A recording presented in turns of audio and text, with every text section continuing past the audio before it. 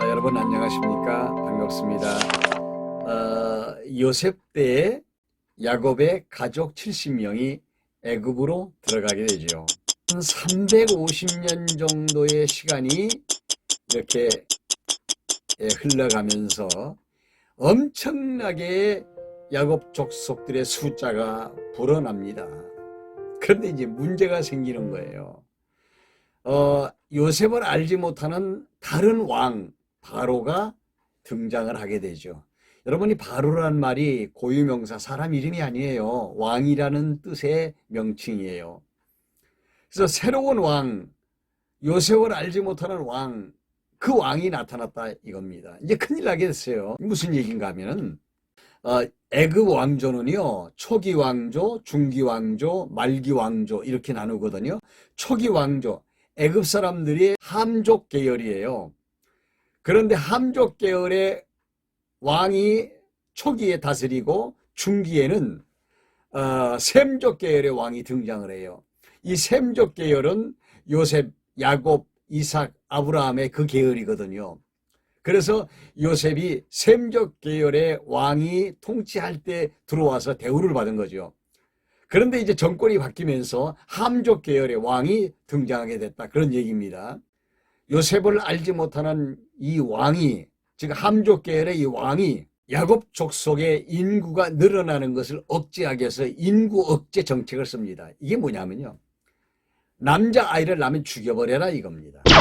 그리고 여자아이만 살려두라는 거죠.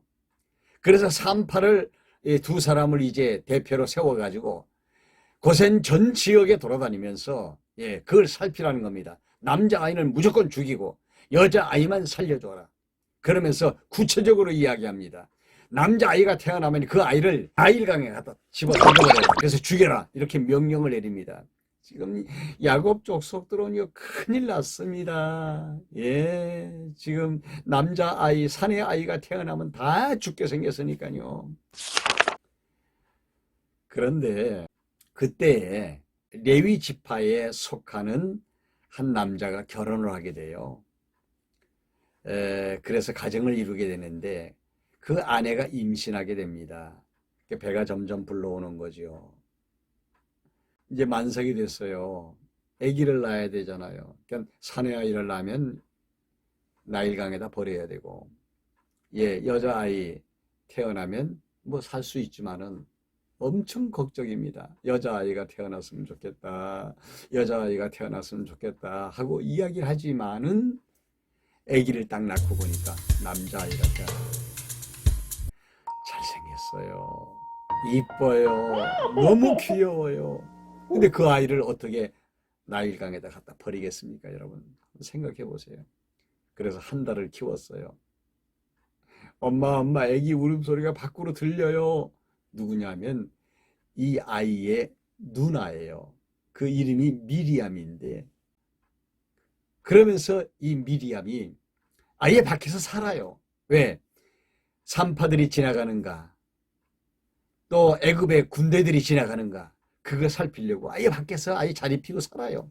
그러면서 엄마, 애기 울음소리가 점점 커지니까 새어나가지 않도록 우리가 다 합시다. 그래가지고 막 이불 뭐 해가지고 전부 다 방 안을 전부 다 막고, 애기 울음소리가 밖으로 새어나가지 않도록 합니다. 그런데 애기가 점점 커가면서 3개월이 되는데 아이 울음소리가 얼마나 우렁찬지 몰라요. 와 하고 아이가 우는데 미리암이 와서 엄마, 애기 울음소리가 너무 우렁차요. 어쩌면 좋아요.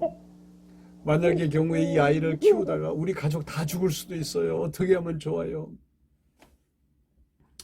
엄마가 갈대로 만들어진 상자를 하나 가져오라고 그랬습니다. 아이를 집어넣을 만한 상자를 가져오라. 그러니까 미리암이 상자를 가져왔습니다. 그것을 안으로 밖으로 칠을 해가지고 물이 새지 않도록, 그리고 거기다 이불을 깔고 아이를 거기다 뉘고 엄마가 아이가 들어있는 상자를 미리암에게 주면서 네가 나일강에다 갖다가 띄워라. 이 아이의 죽고 사는 것은 하나님이 결정하실 거야 하면서 엄마가 울면서 아이를 그 딸 미리암에게 맡깁니다. 미리암도 울면서 이 아이를 데리고 어떻게 나일강을 향해서 갑니다. 혼자 그것도 들킬까봐. 네.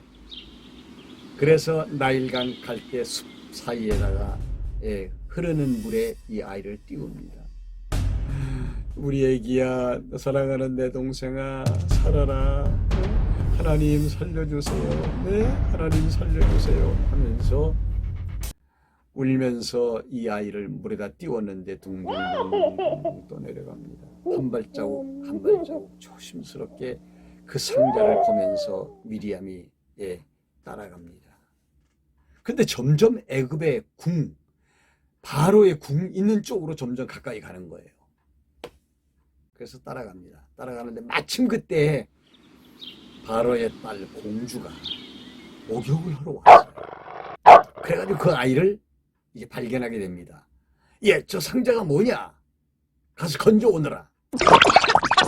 그 상자를 건져다가 뚜껑을 열어보니까 아주 예쁜 아이가 공주에게 인사를 합니다. 공주가 이 아이를 보고 홀딱 반해버렸어요. 그러면서 자기 신하들을 보고, 이 아이는 이제부터 내 아들이다. 너희도 잘 알지 않느냐? 나는 아들이 없다. 이거 내 아들 삼아서 내 뒤를 이어가게 할 것이다. 그때 공주가 역사적으로는 하셉수트라고 하는 공주인데요. 자기 아버지의 이복 동생과 결혼을 했어요. 자기 몸에서는 아들이 없어요. 근데 다른 여자에게서는 또 아들이 하나 있어요. 근데 자기에게는 아들이 없어요. 14년 지난 다음에 그 남편이 죽습니다. 그리고 난 다음에는 자기 남편의 첩시를 통해서 낳은 아들이 이제 왕이 되죠. 그런데 그 어리기 때문에 이 하셉수트 이 공주가 이제 애굽을 다스립니다. 그러면서 자기를 아예 바로라고, 자기를 아예 왕이라고, 이 나라의 여왕이다 그렇게 하면서 정치를 합니다. 그런 상황이었어요. 그런 상황에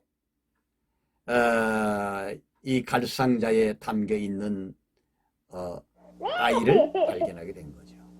물에서 건졌다 하는 뜻으로 모세라고 이름을 짓고요. 자기 아들을 삼습니다. 그러면 잘 자라면 이 모세는 애굽의 바로가 되는 거예요. 왕이 될 수 있다는 이야기죠. 건져가지고 아이가 배가 고프니까 또 웁니다. 어쩔 줄을 몰라 하는데 그때 미리암이 탁 튀어나와서 공주님, 이 아이가 배가 고픈가 봐요. 제가 젖을 먹일 수 있는 유모를 하나 구해가지고 데려올까요? 하면서 나섭니다. 그때 공주가 그래, 유모를 네가 하나 어디서 구해오너라. 그래가지고 미리암이 자기 집 앞 쫓아가서 엄마 이제 우리 동생 살았어요. 엄마 빨리 가요. 지금 유모를 구하니까 엄마가 가야 돼요. 하면서 미리암이 자기 어머니를 데리고 가서 공주에게 소개를 하죠. 자, 그 다음에 역사가 어떻게 진행돼요? 여러분, 이 성경에 나타난 역사는요, 사실적인 겁니다. 너무너무 사실적인 역사의 내용을 기록하고 있어요. 그러면서 하나님께서 이스라엘의 역사를 진행해 가실 때 세상 역사와 이렇게 맞물려서 진행이 되어지도록 섭리를 하셨어요. 성경에 기록된 하나님의 말씀, 역사에 대한 기록을 볼 때는 세상 역사와도 이렇게 좀 짝을 맞춰서 보는 것이 너무 좋습니다. 왜 그런가 하면 전부 다 짝이 맞춰서 이렇게 흘러가고 있기 때문이에요. 사실은 하나님이 이스라엘의 역사를 경영하실 때 세상 역사를 배경으로 하고 경영을 하셨거든요. 아브라함을 갈대아 우르에서 불러내시고 그의 아들 이삭에게 언약을 계승시키고 또 이삭의 아들 야곱에게 언약을 계승시키면서 세월이 약 300년 정도 흐른 거예요. 그러면서 야곱 족속들이 번창하게 되는 거죠. 네. 그러니까 너무 번창하니까 애굽의 바로가 인구 억제 정책을 쓰면서 남자 아이들을 죽이게 만든 겁니다. 다시 셈족 계열의 힉소스의 남은 잔당들과 힘을 합해서 다시 반란을 일으킨다면 이건 큰 문제거든요. 그런데 이제 두 가지예요. 하나는 뭐냐, 인구가 더 이상 불안하지만 하면 좋겠다, 그거고요. 그 다음에 나가는 것도 걱정합니다. 왜 걱정을 하는가 하면요, 야곱 족속은요, 직업이요, 목축업이거든요. 양과 소를, 짐승을 키우면서 살아가는 사람들이거든요. 그런데 그 요셉을 알지 못하는 새 왕, 함족 계열의 왕이 나타나 가지고요, 이스라엘 백성들을 괴롭힙니다. 어떻게? 목축을 하는 사람들에게 건축을 시켜요. 그래서 람셋을 건축하게 만들어요. 벽돌을 굽게 하고. 또 한 가지는 목축을 전업으로 하고 있는 이 사람들에게 농사일을 시켜요. 그래서 야곱 족속들이 농사일을 하고 건축일을 하는 일에 내몰리게 되는 거죠. 이게 얼마나 힘들겠어요. 자기들이 본업들이 아닌데. 거기에다가 인구를 억제하는 억제 정책까지 써가지고 남자아이들을 다 모조리 잡아 죽여라 하는 이러한 일들을 이스라엘 백성들이 겪고 있는데 얼마나 고통스럽겠습니까? 네, 그러나 역사의 수레바퀴는 누가 돌리신다? 하나님이 돌려가신다. 여러분과 저의 작은 인생의 수레바퀴도 누가 돌리십니까? 하나님이 돌려가신다. 이렇게 생각하시면 정확합니다. 오늘 또 역사를 주관하시고 경영하시면서 우리 인생도 경영하시는 우리 하나님 앞에서 우리 믿음을 가지고 남은 시간도 여러분들 보람있게 승리하는 하루가 되시길 바랍니다. 제가 유튜브로 시작한 지 이제 몇 달 안 됐습니다만 벌써 70명이 넘어갑니다. 그동안에 저와 유튜브를 위해서 기도해 주신 우리 에덴교회 성도님들과 그리고 옛 동지들인 일심교회 우리 교우님들 대단히 감사합니다. 앞으로 좋은 말씀 함께 나눌 수 있도록 우리 모두 다 건강 유의하시고 코로나 정부 빨리 지나갈 수 있도록 우리 함께 기도하십시다. 대단히 감사합니다.